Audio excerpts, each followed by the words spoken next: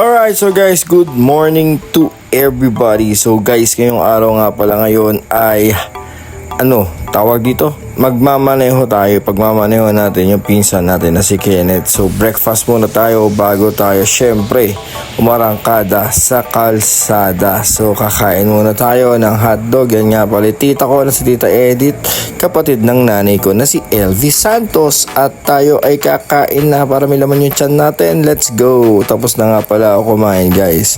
So nandito kwentuhan ng konti bago kami umalis.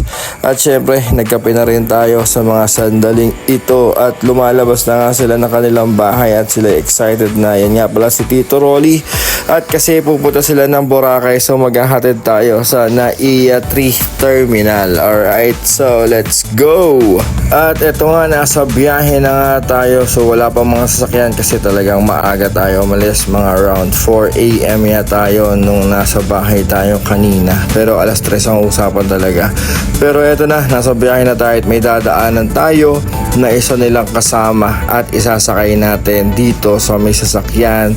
At syempre mamaya ay maglalagay tayo ng mga maleta sa taas. At ito ang ating first stop, guys. So dito magwiwiwi muna. Ayan nga pala, yung iba nga pala nating mga pasahero ay sa likod. So eto, magsi-CR muna sila at syempre konting stretch ng ating katawan para naman syempre ma-relax ang ating katawan habang tayo bumabiyahe.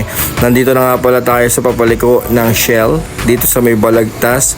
So ayan nga pala yung mga kasama natin. Syempre kasama natin si Dikong dyan na excited na magbora.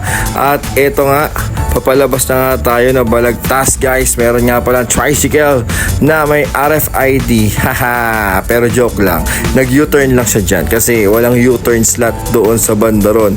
Kaya eto na, tingnan natin kung may RFID pa o may karga pa. Kung success, at nandito na nga tayo.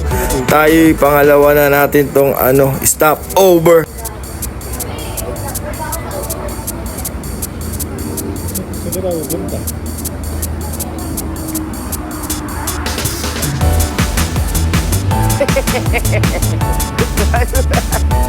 Layo na kinikot natin.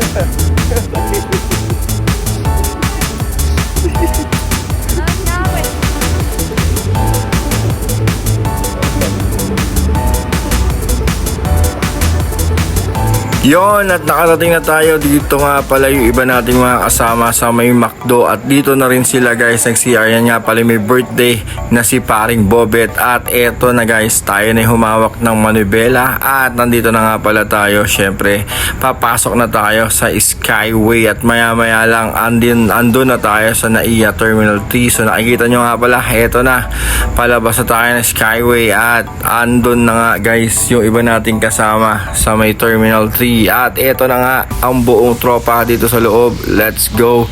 At syempre papakita ko sa inyo mamaya kung paano ang mga pangyayari.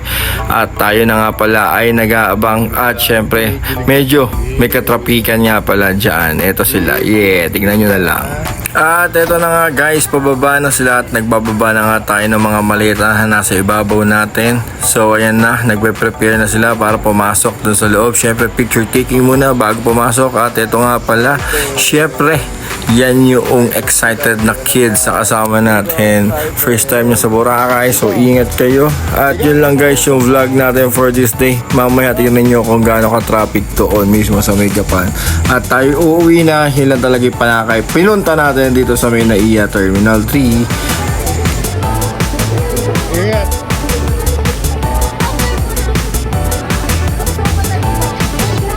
Bye-bye!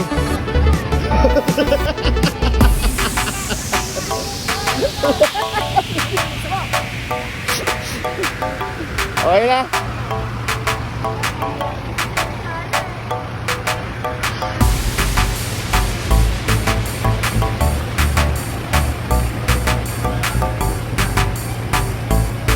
Siya nagtali yan. Okay, so guys, pangalawang na natin to. Pangalawang stoplight na natin to, guys. Haba ng traffic. Japan City nga pala to. May stoplight na sila dito sa highway. Lahat ng mga bypass meron silang stoplight sa highway.